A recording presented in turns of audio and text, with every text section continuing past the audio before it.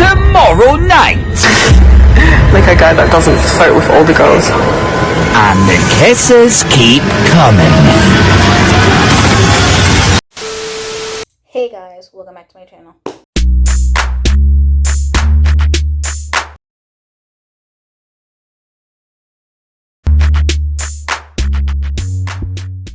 If you don't know this beat, it's your girl KylerB coming out to you with a new video. So today we're going to be talking about Love Island Season 10, Episode 25. We do not count it in C, bitch. That's why it's numbered that way. This episode, I just want Casa Amor to end quickly. Let's wrap this up. Where is Maya Jama coming back? Please wrap this up. Wrap this up. Wrap this up. Wrap this up. Because I can't go through this anymore. Wrap this up. So this episode basically is the first full day of Casa Amor. Even though the girls started early because the guys came in the first night. The first full day of Casa Amor, they do the Raunchy Races challenge. And, the highlights from the challenge is that person who was born in June gets to kiss an islander. We see Ella lick Uzi's neck. Gabby lick Scott's neck. We see Catherine and Elam had 2 kisses in that challenge. And at the end of the day, the main villa won the challenge, got a party.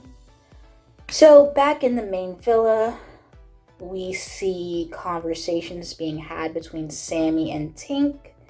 And obviously she asked him if they can share a bed. He said yes, whatever. Then he speaks to Amber, I believe. And she asked the same thing, but it was going to be awkward because Tink already asked Sammy to share a bed. Then we see in that villa Scott and Gabby having a chat. Basically, Gabby has some similar qualities or, shared things that happen, just like how Kat has the same things because, Gabby has never been in a proper relationship. Catherine hasn't been in a proper relationship, whatnot. At the end of the day, Gabby asked Scott to share a bed. They shared a bed. Molly and Zach had their little chat. Molly trying to be standoffish with Zach. But at the end of the day, they're going to get back together.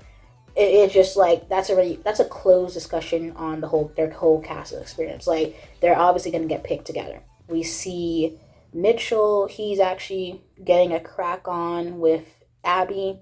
They're having a good chat. We're finally glad that Mitchell has somebody that is going to pursue him and whatnot. Tyreek has a chat with, I think, Amber, but obviously he said he's closed off. Tyreek and Scott are basically the only kind of people who are not really moving towards the girls like that.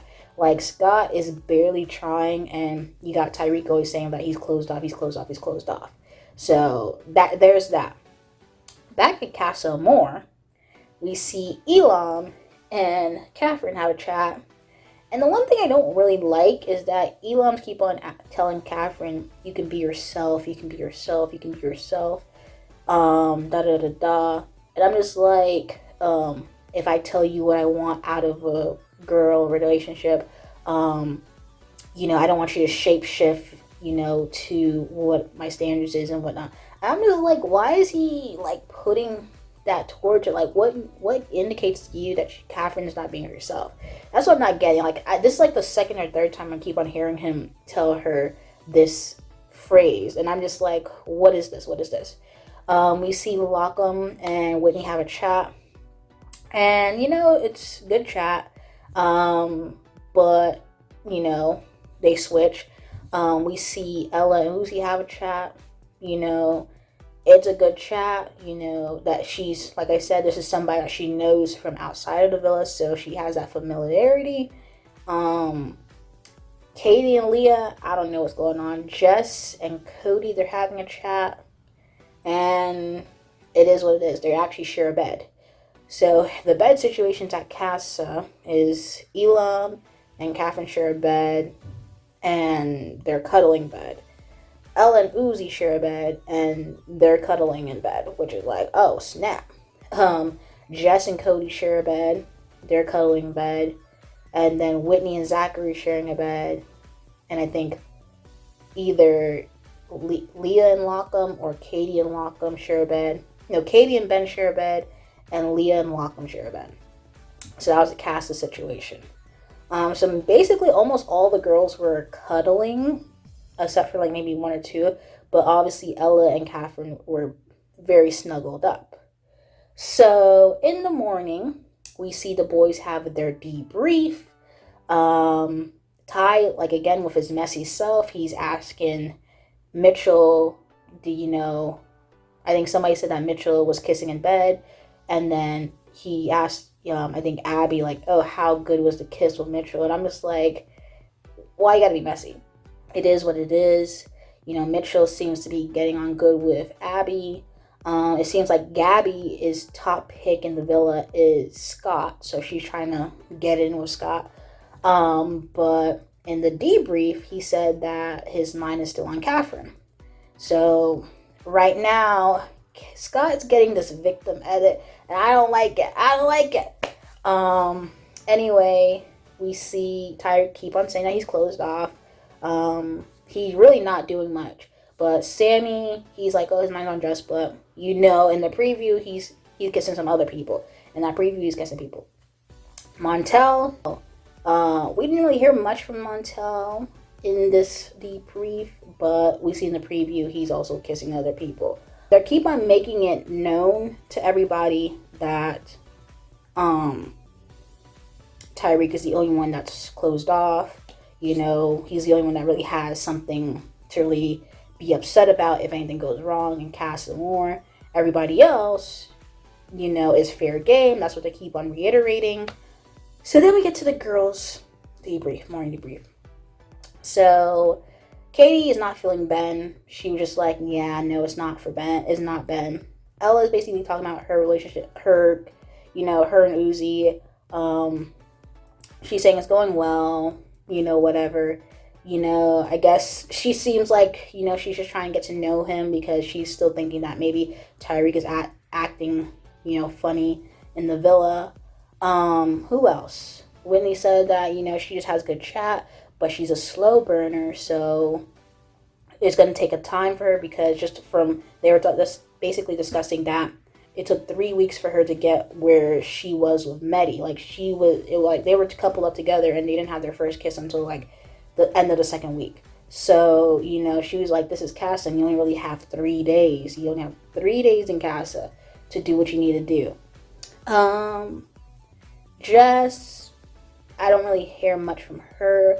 And then they finally get back to Catherine. So yesterday I spoke to Elam. I won't lie, in that conversation there was a few times where I actually thought a kiss might happen. Oh, how does it compare to like Scott? I feel like with Scott, he cares about what a lot of people say, whereas Elam is just a different vibe. So she's talking about Elam. They were cuddling, whatever, in bed. She said that the kiss in the challenge was a good kiss. Then they were asking her, okay, how is it compared to Scott? So she was like, thinking about Scott, she said he cares about what people think. And I'm just like, what does she mean by that? Because, granted, I mean, if we want to go back to the whole thing where he pulls the villa up, they both heard almost everybody in the villa talking about Scott and Catherine's relationship. She was upset for Scott, and he told her that he's going to talk to everybody around about it. Even before that night, he was like, I'm going to talk to everybody about it. At nighttime, he's like, he's going to pull everybody to the villa. That's what's going to happen. Granted, she didn't want that to happen but the thing is, if he actually just pulled the boys, it wouldn't look right, because if Tyreek already explained to Catherine that only Ella, Whitney, and Katie were the only people that defended your couple, why in the world are you saying, he shouldn't have the whole group setting? Because lets everybody know in the villa that they can't twist and construe his words or whatever he says. But obviously she didn't like that, how it went, because obviously for Catherine, she did mention that they didn't let her speak in the whole, gathering. They barely let her speak. She also told Scott that I don't think any of the girls asked her how is her feelings towards Scott, or any of the guys even asked her, like, what are you feeling? How's your feelings towards Scott? Like, nobody asked her that. So it's really in terms of what Scott's feelings for Catherine, but it's never vice versa.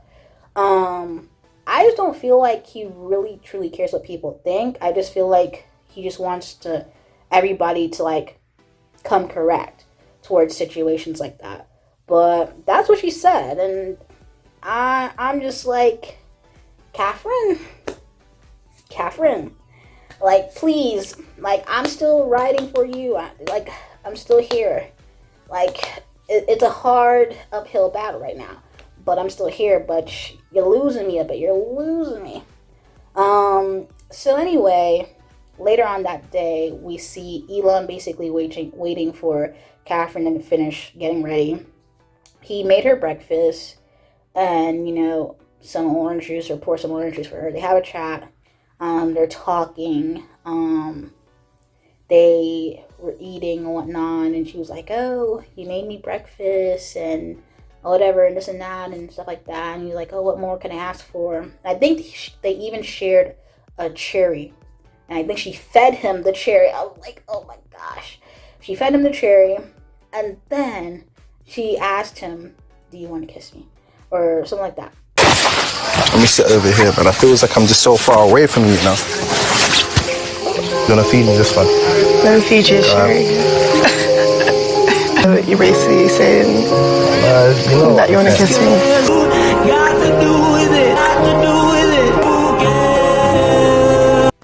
They kissed, and the kiss was going a bit long. Like, it's almost about, I'm just like, give or take, about the same duration of her and Scott's first kiss. They kissed not one time, not two times, but 3 times in one episode.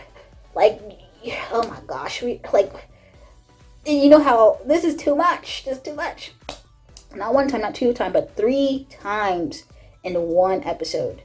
2 times in one day, and a 3rd time. She even told the girls in the morning debrief that they were having chats last night, and she was thinking that, a couple of times they could have had kissed in that chat. And I'm like, oh my goodness. And I think the girls even were like, oh, you and Elam look good together. And I'm just like, He's got such a good energy about him. Yeah. Like, I would be so happy to see my girl with a guy. 100%. Like, just off what I've seen so far. Yeah. That's on. Hashtag girls can be players too. Yeah. And we'll deal with the consequences later. Yeah. So nobody gonna be backing Scott and her? Like, they've been coupled up for 2 weeks now, doing all this couple stuff. And you're telling me that no one's trying to back her and Scott? Like, what is going on here? What is going on? Like, man. Anyway, that was the end of the episode. Basically ended it off with a kiss. And we see the preview of Sammy and Montel, and I think kissing other people, and then Ella and Uzi basically chatting. I just want Casa to hurry up and finish. Like, I'm over it right now. I'm over it. Anyway, after that kiss, they basically faded back to Scott. So I'm like, they purposely faded back to Scott. Like, oh my gosh, we didn't even need that. Like, you're rubbing it in. Like, please stop. We don't need that.